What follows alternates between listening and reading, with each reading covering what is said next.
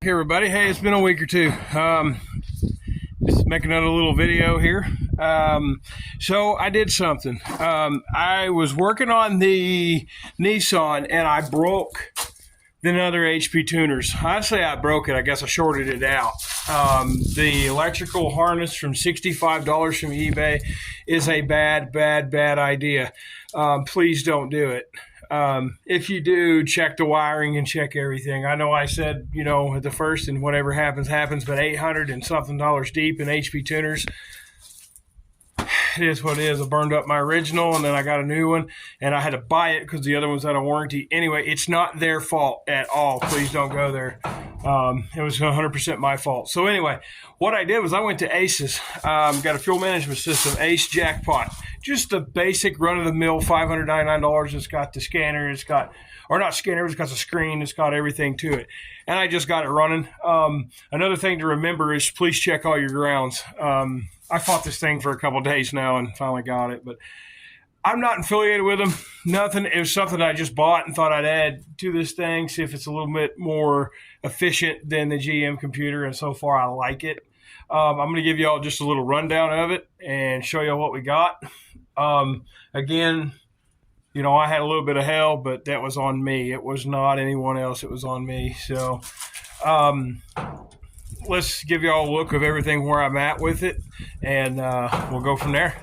But yes, the Aces was a really good, I believe it's a really good system so far. I mean, I got a lot of buttoning up to do and a lot of wiring to clean up, but I think we're going to get there pretty quickly. All right, guys, so I'm going to do the best I can. We got to excuse the wind noise. It's Saturday after that big windstorm on Friday, and still a little windy and nasty out here. But, okay, so it comes with individual coils. You do away with your coil wiring, just individual coils. Crank sensor, map sensor. I mean, they're back there. The cam sensor's back there. I had to kind of trim this off, and I'm going to put a screw in it.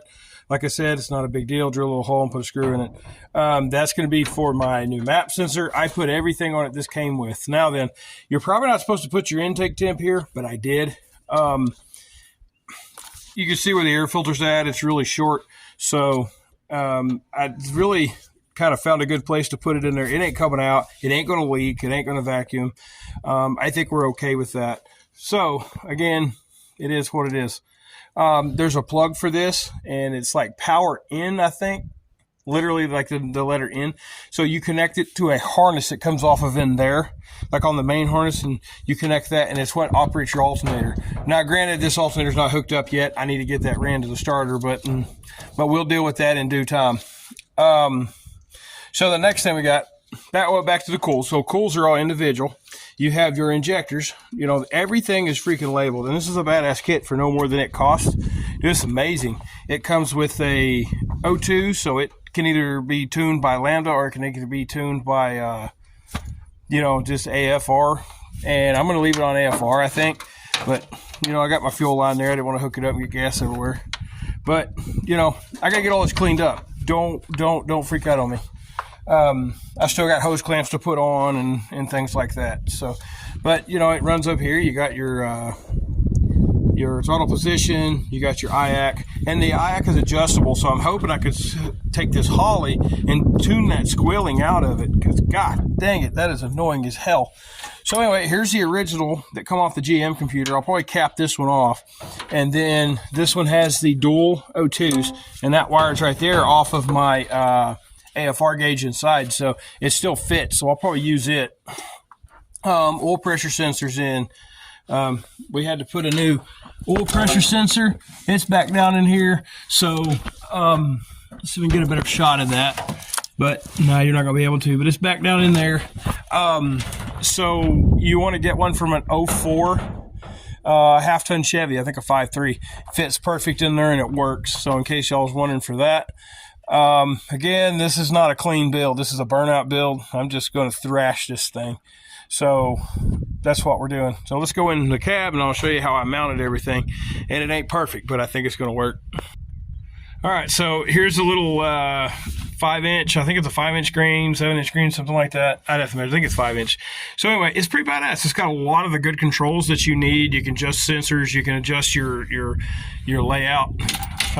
We can turn it on. I think I got the battery shut off though. Yes, battery shut off. So can't really run it right now, but you know, I got a fuse block in here running everything, all the internal stuff. But one thing that I did learn is this right here is the computer. It needs to go straight to the battery on your hots, your 12 volt sources, and your ground. I was giving me a little trouble, and I found out real quick that I needed to run it straight to the battery. As soon as I did, she fired up and ran great. So please, for the people that are not getting cool and not getting injector pulse, check that. Check your grounds, because I had it grounded to my dash, had it grounded here, I guess the cab chassis, and or the cab ground's not good, chassis ground. So I got to finish the wiring on this truck. Do not freak out on me yet. But here's where you can hook this and do laptop tuning. I just can't believe it for $600. I mean, I was going to get a Holly, but dude, so far I am very, very impressed. These guys have put together a really good kit, and I'm not going to complain. So anyway, that's a little ghetto under there. Again, haven't cleaned up the wiring very much, but just kind of ran everything. I got zip tying to do. I got a lot of cleaning to do, but that's really it for the Aces Jackpot. So I was just going to go ahead and show you a little bit more here. I've got all the harnesses and everything kind of tucked under the intake and tucked behind the intake for just a little bit cleaner look. There's plenty of room back there under this TBS intake. So your injector harnesses are all on one harness, but you unplug it and you pull it out with the intake and don't have to unclip it. Your coil pack harnesses, they are all individual. So when you pull the coil packs, you just clip it from back there and boom, the coil pack will come off and you ain't got to take all this off. So the way these guys set this up and the way Aces set this up is extremely awesome. And I can't say enough good things about it so far. Now, have we had it out? No. Have we drove it? No. But I mean, it can't be that bad. Not for the money, dude. It's just already blew my expectations away. So anyway, let me know what you guys think. Post down in the comments, like, subscribe, all that good stuff. We are getting into April. This is the middle of March. We're getting into April. And burnouts are going to fix to start going down. So let's, sorry about that. Let's, you know, stay tuned. And let's all get together. Let's all have a good burnout and a good shit show. And we're just going to enjoy life this year. I got a lot of things going in life right now, like I said earlier, but I think for right now, this is just going to be fun. You know, the Firebird's just going to have to wait a little bit. We got a lot of things we need to do to it, but until all that happens, this is just a toy. So I think August will be the August 1st, 2nd, 3rd, like I said in a couple previous videos a while back.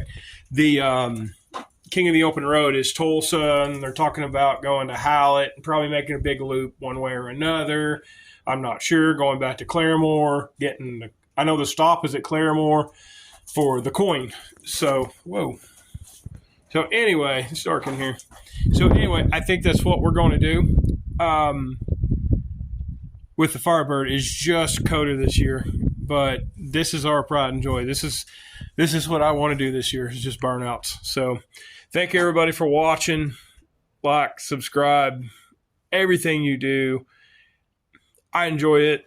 It's just I don't get to do it a whole lot right now. I'll probably pick back up later. I think Cruising Maine in Ada, Oklahoma, if you're around that area. Cruising Maine is first part of April, one of the first weekends of April. I'll have to look it up. I don't know. But I think it's the 5th or something like that. But we will probably have the Firebird up there. We might take this and just cruise it a little bit and break the motor in.